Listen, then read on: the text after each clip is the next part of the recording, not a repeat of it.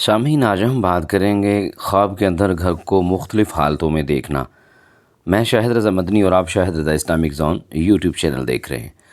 حضرت علامہ ابن سیرین رحمہ اللہ نے فرمایا ہے کہ خواب میں گھر مرد کے لیے عورت ہے، اور اگر خواب میں دیکھے کہ گھر کو ستونوں سمیت جگہ سے اٹھا لیا گیا ہے تو یہ اس بات کی دلیل ہے کہ بامروت اور مہربان عورت سے شادی کرے گا، اور اگر دیکھے کہ گھر کا دروازہ نیا بنا ہے تو یہ اس بات کی دلیل ہے کہ مالدار عورت سے نکاح کرے گا یا شادی کرے گا یا اس کے حصے میں آئے گی، اور اگر دیکھے کہ تنہا گھر کو چونا لگایا ہے اور یہ معلوم نہیں کہ گھر کس کی ملک ہے تو یہ اس بات کی دلیل ہے کہ گھر والا اس دنیا سے چلا جائے گا، اس کی زندگی کی قلت کا اشارہ ہے یا دنیا سے جانے کا اشارہ ہے۔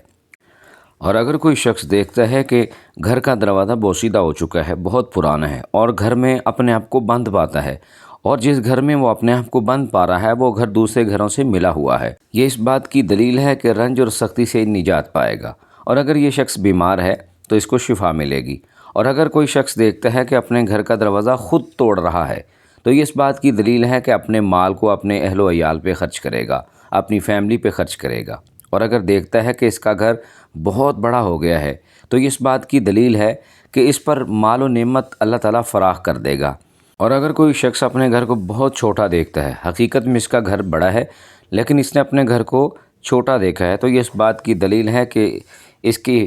مال میں بھی کمی ہوگی اور اس کے دسترخوان میں بھی کمی ہوگی، اور اس کو فائنینشلی پرابلم کا سامنا کرنا پڑے گا۔ حضرت ابراہیم کرمانی رحمہ اللہ نے فرمایا ہے کہ اگر دیکھے کہ اس کے گھر کی دیوار یا گھر گر گیا ہے تو یہ اس بات کی دلیل ہے کہ اس کو بہت سا مال ملے گا، اور اگر یہ دیکھتا ہے کہ اس کا گھر بے وجہ خراب ہو گیا ہے تو یہ اس بات کی دلیل ہے کہ اس کو مال اور درہم ملیں گے، یعنی مال و منال بہت زیادہ اس کے مقدر میں آئے گا۔ اور اگر کوئی شخص دیکھتا ہے کہ اس کا گھر لوہے کا ہے تو یہ اس بات کی دلیل ہے کہ اس کو امارت ملے گی، یعنی یہ امیر ہو جائے گا اور اس کی غربت چلی جائے گی، اس کے مسائل ختم ہو جائیں گے۔